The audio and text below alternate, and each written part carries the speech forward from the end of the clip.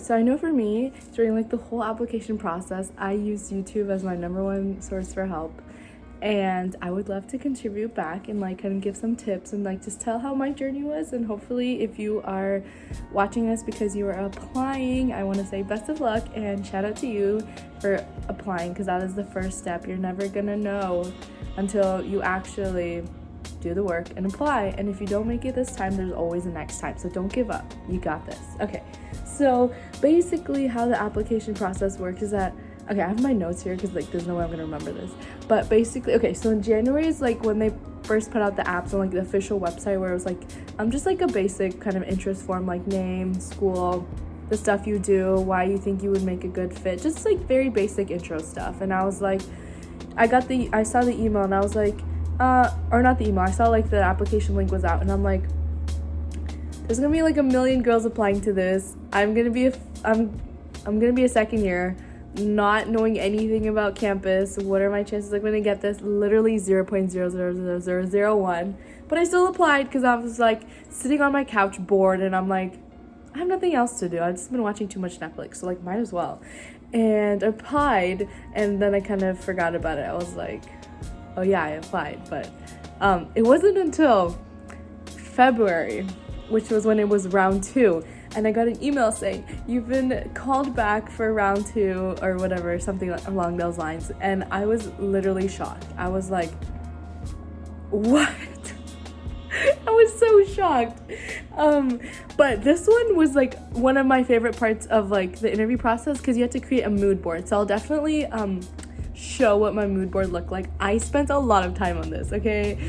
I definitely spent a lot of time on this. Basically, for the mood board, it just had to be kind of something that like describes you and is related to girl power and just something along those lines. They gave some examples, but they're also like, you can go above and beyond and like think outside the box. So like, I had to do that because like I had nothing else to do and I was bored. So I use Canva. Canva is always my #1 go-to, like no doubt. And I literally made something that was, how many pages? 7 pages long. 7 pages long. Oh my god. Okay, anyways, so I'll put it on the screen what it looks like, but I really made it basically like a virtual scrapbook because I just love being very creative and like making it kind of like very different and unique. So that's kind of like the theme I was going for. And I also made it very personal because I used like my own photos and I kind of like described what the photos were and just stuff like that. Yeah, and I just had really fun like designing this and it was super fun and I submitted it. Make sure to submit it by the deadline and don't get it mixed up by time zones, because I was so close to getting it mixed up because of time zone. So make sure to always submit it early ahead of time and check the time zones always. But yeah, so that was around February and I submitted the mood board, and then I was like, that was super cool. Like even the fact that I got to the second round, I was like really proud of myself, because I'm like, I'm sure there's so many people applying and I do get hard on myself a lot, but I kind of appreciated the fact that I got to round 2 and I was like, even if this is the only round I got to, I'm proud of myself because I stepped out of my comfort zone. I even applied in the first, I stepped out of my comfort zone and I applied in the first place. So like that itself was like a really big deal for me. So I'm like getting to round 2, wow, like this is so fun. This is so amazing. And then in March is when I got an email for round 3 and they're like, you're moving on to the next round. And again, I'm so shocked. I'm like, this must be a mistake. Like they must have gotten my name mixed up. Like there is no way. And then I scheduled my interview for March, and it was so funny because my interview was during spring break, and that was the 1 week I was back home. So I was like, I need to make sure to have like a nice outfit that I can wear for my interview, so I had to make sure to pack that. But like interview, it wasn't really like, you didn't have to wear like really very formal clothing, like just wear like a very cute top. And how did the interview go? It was really cool. I think it was another campus rep who had interviewed me, if I'm not wrong. It was a while ago, so I don't remember. But she was super sweet, and it was about basic stuff, and it was also kind of like more in-depth because obviously they're trying to get to know you and they want to see if you're a good fit for being a pink campus rep, and also if it is a good fit for you as well. So yeah, that was the interview. It wasn't really long at all, maybe like 10, 15, 20 minutes max. Oh, it was on Skype. It was not Zoom. It was on Skype. I remember, because that's the first time I ever used Skype, and probably the last time. I don't know. I don't really use it, but it was cool. It was cool. And so that was March. And then they said around June or July, I think, is when you would hear back. But then like May 6th, I remember this date, I got an email saying that congrats, you've been officially accepted. And literally I screamed. Like, I was at home on the couch, I was on my phone, and I got a notification that I got an email from Pink. I was fully accepting it to be like, thank you so much for applying. We're so sorry we couldn't give you the position. We hope to see you next year. Some stuff like that. I was 1000% expecting that email. I open it up and I see it and I literally scream. And my sister comes running down the stairs and she's like, oh my God, are you okay? And I just showed her the phone and I just started jumping up and down. I'm like, this is literally unbelievable. And yeah, so here we are with my first week of training done, and so many more cool, fun events and everything amazing going to happen in the future. I'm so excited. But now here's the part I'm sure you've been waiting to hear, because I just talked too much. I'm so sorry, this is a long video, but I'll have timestamps down below so you won't have to like just listen to me talk all the time. Okay, so advice, because everybody needs advice. Let me take that back. I will hope that this advice is helpful for you. It's kind of what I gathered and kind of things I picked up throughout my application process, so I really hope it helps you.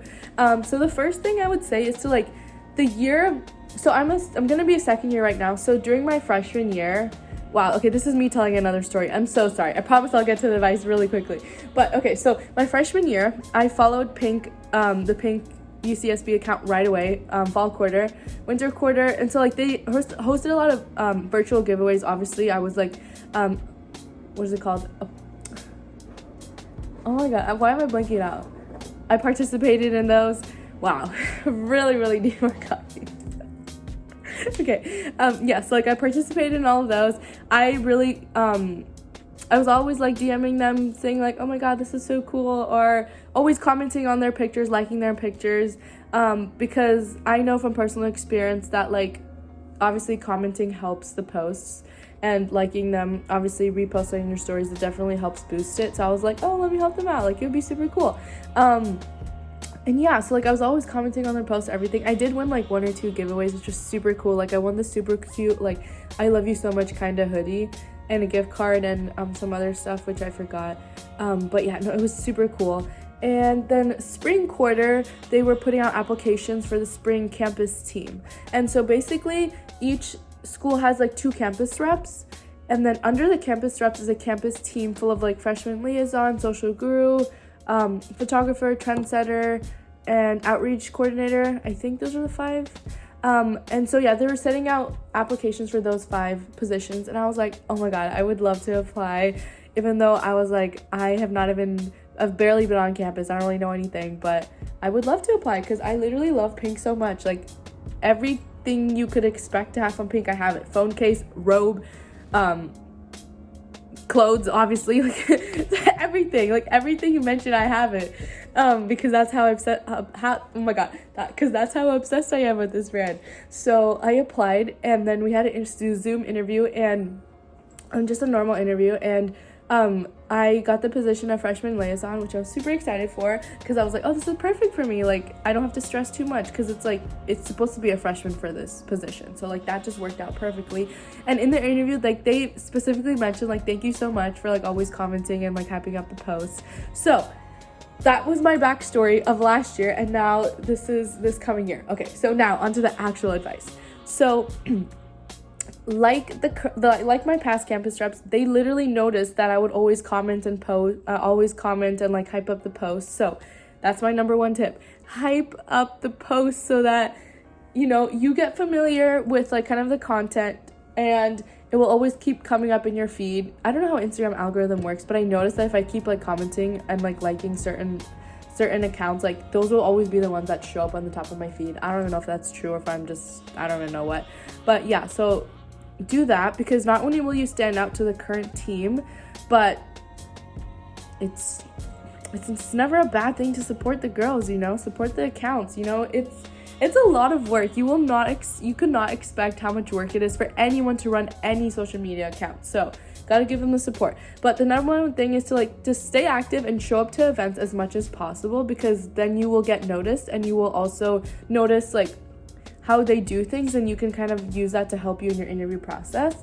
And then another thing I did was I reached out to the current reps and also the current team to first help with applying to be on the campus team, then also again helping to apply for campus rep. And literally everyone is so nice. Like one girl, she literally like got on a phone call with me, and she helped me out so much, so sweet. The campus reps, everyone was so nice.